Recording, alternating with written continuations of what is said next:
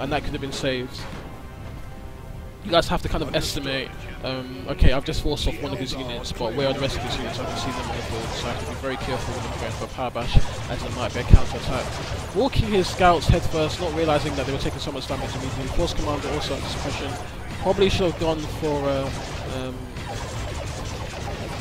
Assault Marine squad. One of the things I tend not to do when I'm playing Space Marines, unless I'm doing a 1-1-1-1 build, which is basically consists of one scout, one attack, one devastator, and one assault marine, is to get assault marines instead of devastators, because they can be so easily countered by units. I think the plasma grenade was thrown, so it's probably on cooldown, which is why it's not being thrown now. Or that squad would have been in a lot of trouble, probably losing at least 2 members there. This squad over here idle while the fighting's going on, and the map is extremely red at the moment. Obviously these 2 power points down here. Resources show that why you do this has quite a lot of requisition and quite a bit of power. The same as Aeternal. And we do see why you do this going for a Razorback, which is a transport which is going to be very effective at dealing with this setup team, allowing the squads to come in and close a distance. Force Command, sorry, Tactical Space Marines upgraded with their Sergeant, which gives as another member, and the new ability, another ability being They Shall Know No Fear, which reduces incoming range damage, stops suppression, and gives them a passive knockback with every time they get into melee. However, it's got 30, it's either 30 or 25 power and 75 rec for the upgrades, but it does allow you to get Stone Guard Marines in tier 2 if you want to pay 130 resources. This Razorback's coming out, going to be very, going to work very well and synergize very well with this Devastator squad. Very useful, so maybe should put them inside just to jump in and suppress these squads out of there, but they're going to retreat anyway. Aeternal floating a lot of wreck. 500, probably get another squad out, even upgrade these Banshees with an Aspect Warrior or Exarch, sorry, or what's he doing? Really? Okay. So just came in out of nowhere. Yeah, but he is going for a Wraith Lord, which is going to be detrimental to his vehicle. But why you do this, going for another Tactical Marine squad and another Sergeant. Not too sure why he's getting a Sergeant in this situation. He kind of needs maybe a bit more actual war gear, such as the Flamer or probably the Plasma Gun. Probably won't be too useful, as there are no heavy infantry on the field at the moment. These scouts, these Tactical Marines being knocked back by the Immersive Switchblade on the Warlock, who's going to do huge amounts of damage.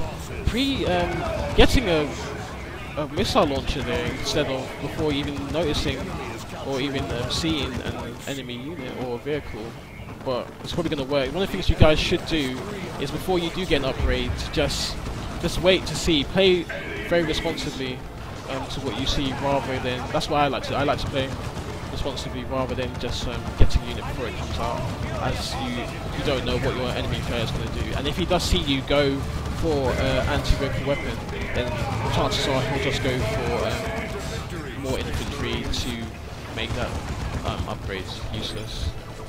These scouts not close enough, only one member firing. The squad's probably going to be wiped here. Retreat not doing well enough to save the squad.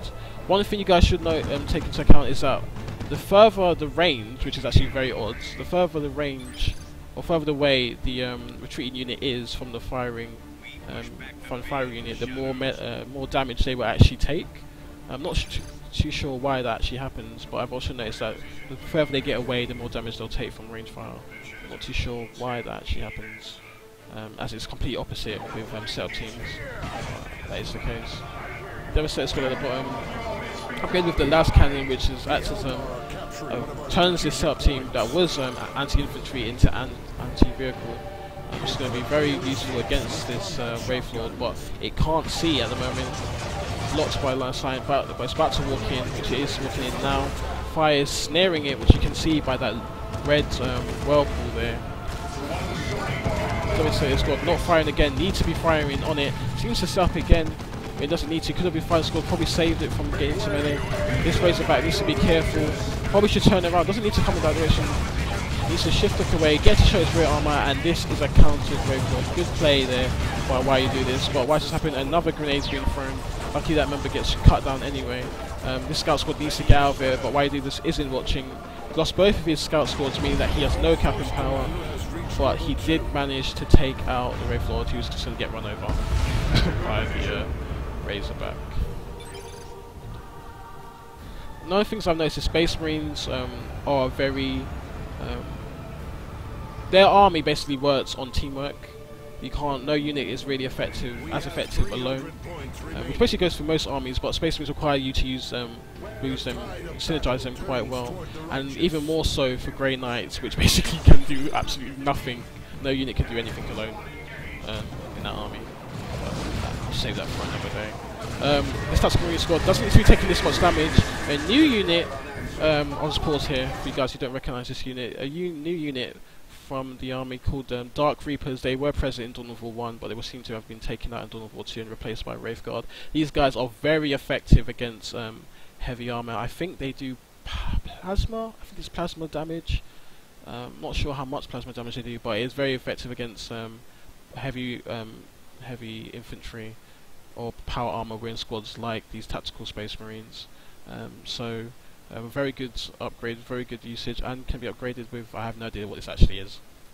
So thank you Codex Edition for turning these words into codes. Sergeant does go down, and this Tactical Marine is going to go down as well. Fleet of Thought probably is going to probably use there to take out the squad, and that was probably basically done by the Dark Reapers and retreat damage by the Banshees, who are very, very good at killing units on retreat. What's happening? The Force Commander is over here, not helping.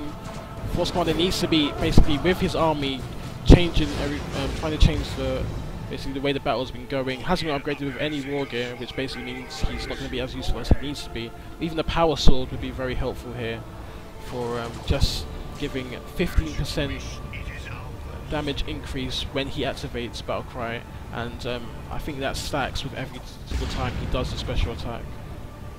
We do see Wraithguard coming out for Aeternal. It's going to be very helpful against this Razorback and the kind of static infantry here. Assault Marine squad will probably help a lot against the current composition that Aeternal has. But why you do this has opted to go for, he went for double tack, which meant that he couldn't close the distance quick enough. His Force Commander didn't have the teleporter pack on him, which means he couldn't tie up that setup team, and he can't, no Thunderhammer means no disruption to any of these infantry squads, which have been really helpful as well. Good usage of putting the scouts inside to kind of, after forcing off this fully upgraded Die Avenger squads, I think they're called, or why are they black? That's not. Is that DLC? That's a DLC. Die Avenger squads. And capping that point there. Force Commander going to try and flank out of the range of fire of this setup team. Probably really needs some war gear here. And this tank needs to be very careful. It is going up against Howling Banshees. They will still do light AV damage to this vehicle, despite the fact that it is a vehicle and they haven't got the Exarch with the Executioner's Blade, but they do have Power Blades, which means they will be doing light AV power melee damage to their vehicle. You can see how much damage that actually did. It's getting out of there. A full retreat, probably could have kept this squad here rather than panicking and retreating the whole squad, even if that bide him time to just kind of annoy this Warlock here. And again, the Force Commander just not being very useful. Now getting the Assault Marines, and did replace those scouts, which I actually forgot to comment on, who are trying to black cap, which is what he should have been doing. Don't know why he went for retreat there. Probably to repair this Razorback. Force Commander again, just by himself, not doing anything. Even this setup team, who actually has no use now since there's no AV on the field, could be capping it instead of the Force Commander. So Assault Marines coming out, jumping infantry. You can see that they don't do power melee damage, they do normal melee damage by the normal fists above their heads. One of these models taking a direct rocket launcher, missile launcher shot to the cranium. Anti-vehicle weapons do less accuracy against infantry, but still do full damage if they do manage to hit. One model does get crushed there by the Grave Guard, and the whole squad's going to force off. Assault Marines jumping in alone, probably going to have to retreat, which they do there. And you actually saw there's a little purple bar that was appearing around the squad every single time they took melee damage, meaning that energy was being drained from the squads. So the Mercenary Switch has been very helpful. Upgraded with the Champion's Robe, it grants him the Psychic Shields, similar to the Force Commander's Eye in Halo. And this Force Commander is still not upgraded with any war gear, actually bypassing these now upgraded Dire Avengers. And this power point is probably going to go down. This setup team needs to be careful. Okay, now in this situation, there was no need really for the Razorback to be that close to the vehicle. He could have just one of the things he probably should have done is placed it here, allowed these squads to come out, because if the enemy player does see this many squads coming out of a vehicle or in his face, he'll probably retreat regardless. So there was no need basically for him to bring it this close and put in that much danger. Obviously, the assault, he probably wanted to get the Assault Marines into combat quickly, but it's quite a risky move to do this here, and they will probably take more damage. What is that? Probably take more damage than they need to take in that situation. I have to be quiet.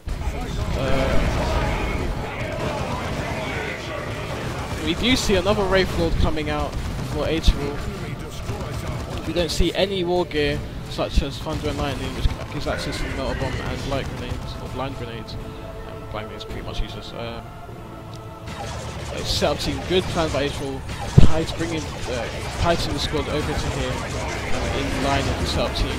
Banshees coming in to babysit the setup team and flanking out of nowhere.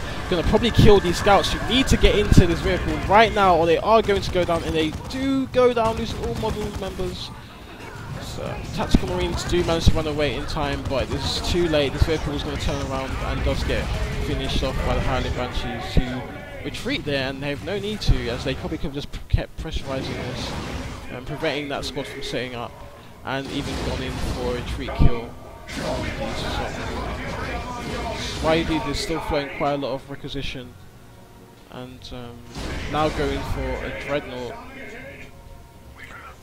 Obviously losing quite a lot of units, probably going to be hugely discouraged in this situation. Hilarious jump there by the Warlock, going to tie up this setup team. And again, this Force Commander is nowhere to be seen over here, not being useful. And Whitey just did lose the scouts again, probably going to lose this. Okay, Sync Kill does manage to save that Tactical Marine Sergeant, but he has lost the rest of his squad, meaning that he'll have to replace those when he gets back to base.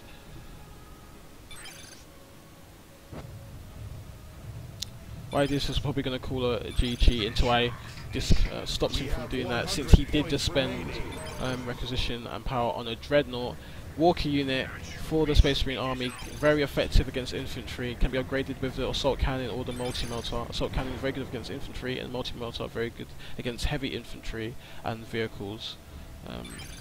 Would probably be able to deal with this Warlock, Wraith Lord, as it is quite low, not even level 2 yet. But it's going to get repaired by these Guardian squads. Main thing he should focus on now is probably bringing his whole squad together. Set up here, allowing them to come to him, probably put him in this building so they can deal with his squads, and using the Emperor's Fist there to stun these enemy models, which you can tell by the little red circles above their heads. But it is being completely useless against this Wraith Lord, who's just giving it 3 hits. Banshee's going to come in for the kill as well, and one more swipe from that Wraith Lord will just deal with it. That was probably 2 more spots to speak too soon. Setup team needs to be set up, probably deal with this way forward, but it's going to be too late. Does go in for a sync kill, stabs him in the facial area, and just disrespectfully going to push him over. And after